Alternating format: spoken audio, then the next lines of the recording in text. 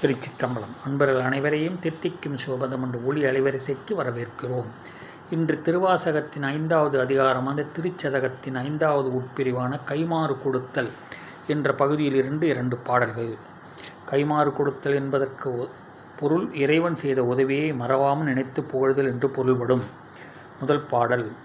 உண்டு ஓர் ஒன்பொருள் என்று உணர்வார்க்கெல்லாம் பெண்டிர் ஆண் அழி என்று அறிவொன்கிலை தொண்டனேற்கு உள்ளவா வந்து தோன்றினாய் கண்டும் கண்டிலேன் என்ன கண்மாயமே.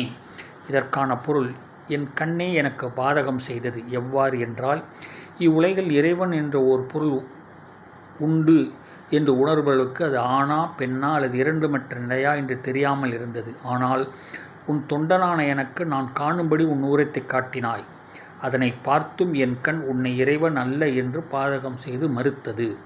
2வது பாடல்.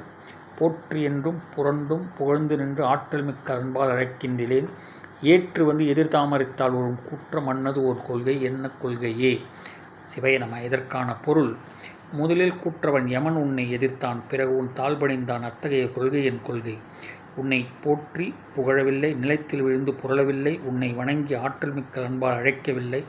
ஆனால் என்னை ஒரு தொண்டனாக மதித்து நீ தோன்றினாய். சிவயனம. திருச்சிற்றம்பலம். சிவசிதம்பரம்.